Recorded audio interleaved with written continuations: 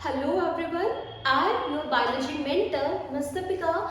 Welcome to the today's session for the chapter Cell, the fundamental unit of life. What is cell? Where does the cell came from? Who discovered the cell? And in how many different forms does the cell exist? Which are the different forms? And next, what are unicellular organisms? What are multicellular organisms? What are prokaryotes? What are eukaryotes? Next, what are the basic components that make the cell? And moreover, what are the significance of this component to the cell? And at the very last of this chapter, we are going to study about the cell division. How does the cell multiply in its number? So, let's start with the introductory part. Students, cell is the fundamental unit of life. If we are saying cell is a fundamental unit, it is because it means that cell is the very basic unit. All the organisms on this earth are made up of cell. Cell is the very smallest unit of life. If we are saying something is alive, then there must be a presence of cell in it. Cell is something which differentiates between the inanimate matter and the animate one. Inanimate means no living things. In no living things, no cell would be present. But if we are saying something is alive, something is living, then there must be a presence of cell in it. And that is why cell is known as the fundamental unit of life. Next, cell is also known as the structural and functional unit of life. Cell is also known as the structural and functional unit of life. Now, as the name suggests, structure, it means something related to the structure. So let's understand that by taking an example. Like we all are sitting in this room, and this room is made up of what? Wall. Definitely, and this wall is made up of what? Majorly the bricks. So different bricks, when many bricks lined up together, they make a wall. In the similar manner, a living organism, when different cells group together, they form tissue. When different tissues group together, you are going to study about different type of tissues in plants and in animals in your further classes, in the further chapters. Then when these different tissues group together, they form what? They form the organs like your esophagus, like kidneys, stomach, intestine, and etc. And when these different organs group together, they form a organ system like digestive system, like respiratory system, reproductive system, excretory system, and this different type of organ system makes a organism, makes a living organism. So let's write it with me that different cells make the tissues. When different tissues group together, they form organs, and group of organs make organ system, and different organ system makes a organism. Now you tell me, where does this organism came from? The basic unit is what? Cell. The structure, basically the structure of an organism is made up of what? It is made up of cell. And that is why cell is known as the building blocks of our body, of our living organism. And that is why cell is the structural unit of life. Next is the functional unit. Again, as the name suggests, functional. Functional, it means all the functions that are happening, that are occurring inside a living organism, these are at the level of cell. All the functions that are living being performed, they all are occurring, all the reactions are occurring at the level of cell. I hope it's clear to you that why the cell is known as the fundamental unit of life, why the cell is known as the structural unit of life, and why the cell is known as the functional unit of life. Students, in some organisms, it has been observed that their body is made up of a single cell. Could you believe it?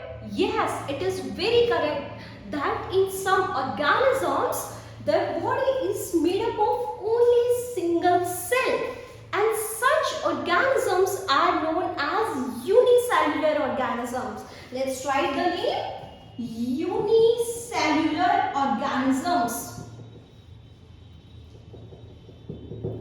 Unicellular. Uni means single and cellular means cell. The organism whose body is made up of single cell.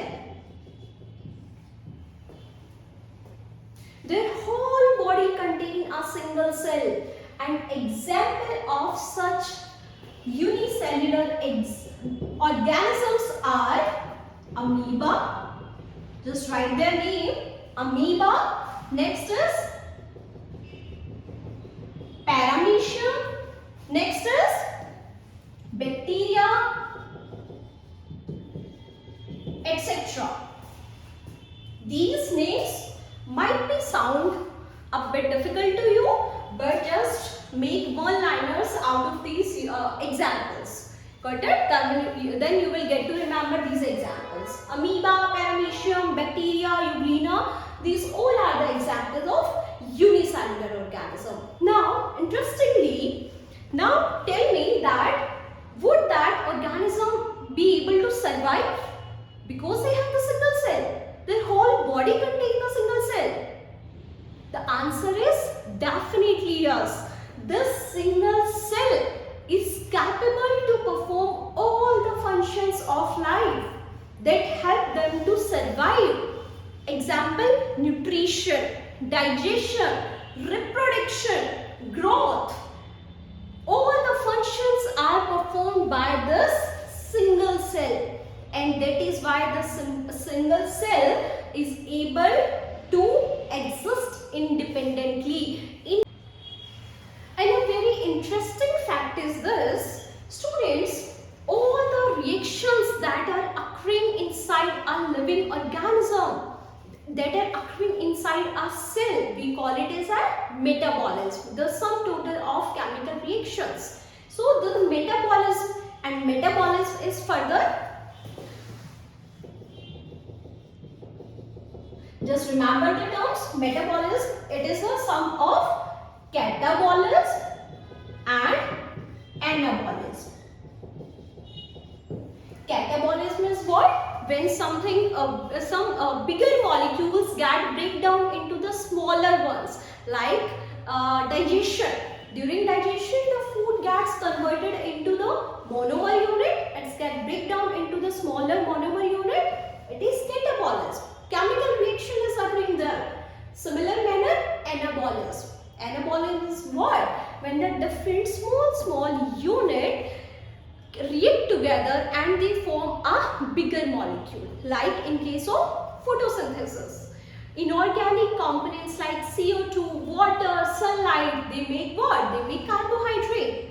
Means it is a reaction now. See, all these catabolism, anabolism, these are occurring in this single cell, and that is why the single cell is able to survive independently. It doesn't need any support from outside. And that is why the unicellular organisms are able to survive with the help of this single cell. Next is multicellular organisms. Let's try the name.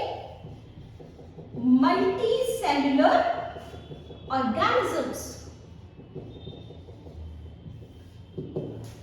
Students, again as the name suggests, multi means many and cellular means cell. Organisms, such organisms whose body in one cell. Such organisms are known as multicellular organisms. Examples are human beings, rat, bat, cat. We all are complex organisms. Our body is made up of different level of organization. These all are the example of multicellular organisms. Students, now let's move towards the history of the cell. Where does the cell came from? Who discovered the cell? We will able to answer all these questions after this explanation. So students, whenever we are talking about the history of the cell, the first name that should strike our mind is Robert Hooke. Let's write it with me. Robert Hooke in 1665.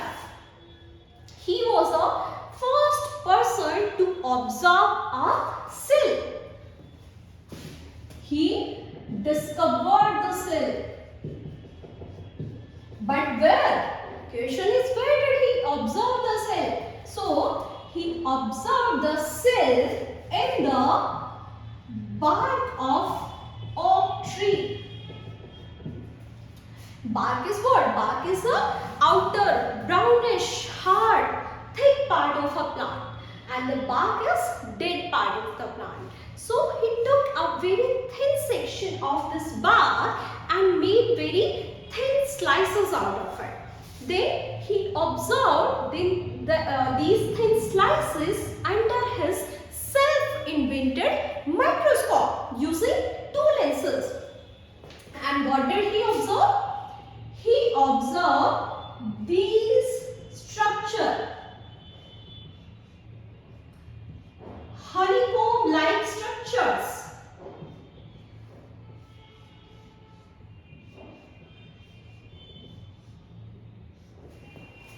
These small compartments were observed under his microscope. And in Greek language, there is a term that is cellula. Cellula means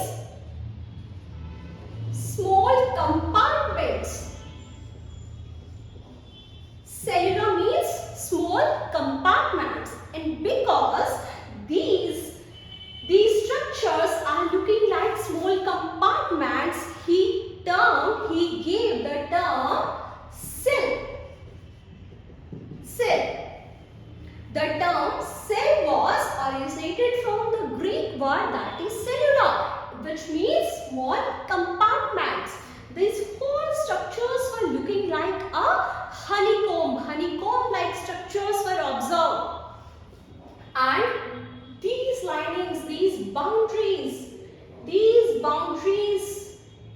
of the structure, these are basically the what?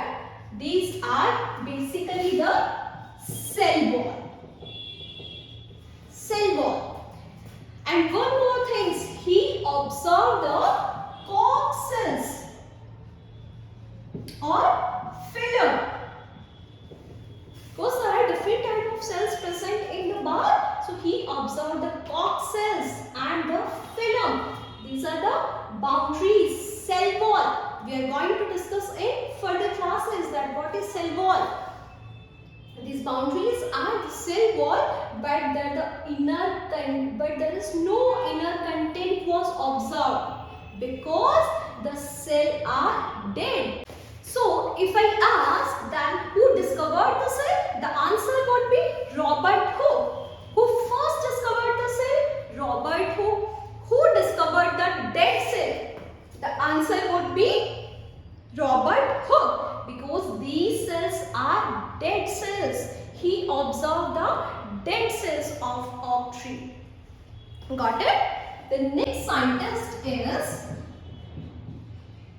Anton von Leeuwenhoek in the year 1674. Anton von Leeuwenhoek discovered the first living cell. Where? In a pond water. So to remember the name, Anton von Leeuwenhoek was credited for the discovery of first living cell in pond water. In pond water. The next is Robert Brown. Robert Brown in the year 1831. He discovered nucleus. He was credited for the discovery of nucleus in the year 1831. So these are the important names of some scientists: Robert Hooke, Anton von Leeuwenhoek and Robert Brown. So move towards the cell theory. It is a universal theory which is applicable to all living organisms. Cell theory, this theory was given by two scientists. First is Matthias Schieder in 1838 and the another was Theodor Schwann in 1839. Students, Matthias Schieder, he was a German botanist. It means he was carrying out his studies on the plants, and Schwann was a German zoologist. He was a German zoologist. Schieder, when carrying out his studies on different plants, he observed that the body of plants is made up of different type of cells, and those cells make different type of tissues. At the same time, around 1839, Schwann was studying on animals. He was carrying out his study on animals, and he observed that an animal cell. He observed that the outer covering of animal cell is known as plasma membrane. Each animal cell has an outer covering. This covering is known as plasma membrane. Plasma membrane. But apart from his study on animal cells, he also studied about the plant cells. And what did he observe? He observed that there is a unique feature of plant cell, and that unique feature is the presence of additional layer. This additional outer covering, which is very hard, this covering is known as cell wall. This outer covering of plant cell is known as cell wall, and this cell wall, it is very unique feature to the plants, but not to any other cell like animal cell. While the animal cell covering is known as plasma membrane.